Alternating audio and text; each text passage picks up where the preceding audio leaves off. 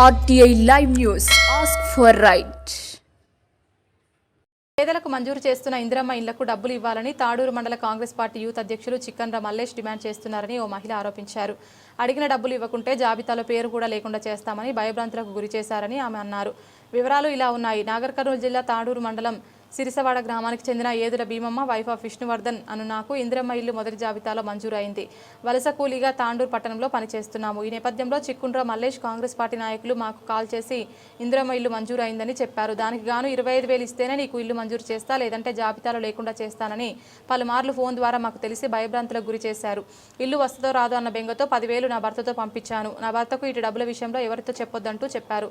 పేదలకు దక్కాల్సిన ఇందిరమ్మ ఇల్లు పైసలు ఇస్తేనే మంజూరు చేస్తామనడం ఏంటి అని మహిళ ఆవేదన వ్యక్తం చేసింది. ఇలాంటి వ్యక్తులపై చట్టపరమైన చర్యలు తీసుకుంటాన్న ఎమ్మెల్యే రాజేష్ రెడ్డి సారు ఇప్పుడు ఏమంటారు మరి అంటూ ఆ మహిళ ఆవేదన వ్యక్తం చేసింది. మాది సిరిసవాడ తాడూరు మండలం. మేము తాండూరులో పనిచేస్తుంటాం. ఇంతవరకు తాండూరులో పనిచేస్తుంటే మాది రేకుల ఇల్లు అయినందుకు ఇల్లు శాంక్షన్ అయింది. మాకు ఇందిరమ్మ ఇల్లు శాంక్షన్ అయింది.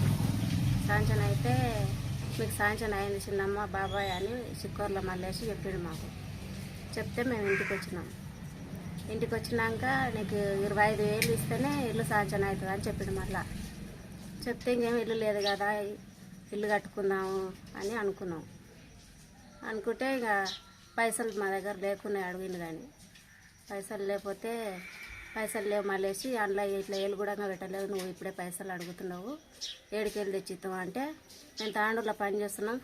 ఫోన్లు చేసిండు మాకు. ఫోన్లు చేస్తే ఊరికి అడుగుతున్నాడు కదా, ఇస్తాంలే ఎప్పుడన్నా అవసరం పడతాడని 10,000 ఇచ్చినాం. నేనే నా భర్తకు అన్ని 500 రూపాయలు ఇచ్చి పంపిస్తే ఇంటికి వీళ్ళ నమ్ముకొని తీసుకొని మళ్ళీ ఎవరికి చెప్పకు బాబాయ్, ఎవరికని చెప్తే బాగుండదని చెప్పిండంట. చెప్తే మేము కూడా ఎవరికి చెప్పలేదు.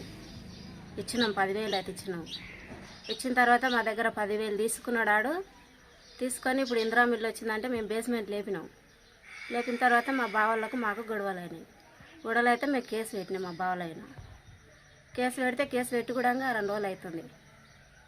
పోలీసు వాళ్ళు కూడా ఏమంటలేరు ఇప్పటికీ. ఈ సిక్కర్లో మళ్ళీ వేసి అడ్డం పడుతున్నాడు. మా బావలకే సపోర్ట్ ఇస్తున్నాడు. మా దగ్గర 10,000 తిన్నాడు, మళ్ళీ మా బావలకు సపోర్ట్ ఇస్తున్నాడు. మళ్ళీ పోలీసు కేసు పెడితే ఇంతవరకు పోలీసు వాళ్ళు ఏమంటలేరు. మాకు న్యాయం జరుగుతుందా లేదా, ఇందిరమ్మ ఇల్లు కట్టుకోవాలన్నా లేదా, మళ్ళీ బతకనిస్తారు ఎవరు ఊళ్ళో మా బావోళ్ళు అని చెప్పి మా దగ్గర 10,000 తీసుకున్నాడు. మళ్ళీ తీసుకొని ఉడకంగా మళ్ళీ మా బావలకు సపోర్ట్ ఇస్తున్నాడు. మా ఆయనని భయపెట్టిస్తున్నాడు, మా ఆయనని బెదిరిస్తున్నాడు. ఇప్పుడు నువ్వు గొడవ పెట్టుకొని కేసు పెట్టినావు, రేపు వాళ్ళు కూడా ఏమైనా గెలుపుకొని నీవైనా కేసు పెడతారు, నేనే పెట్టిస్తా కేసు అంటున్నాడు. ఆయనని భయపెట్టిస్తున్నాడు. మళ్ళీ మా దగ్గర డబ్బులు తీసుకున్నాడు, మళ్ళీ మమ్మల్ని బెదిరిస్తున్నాడు.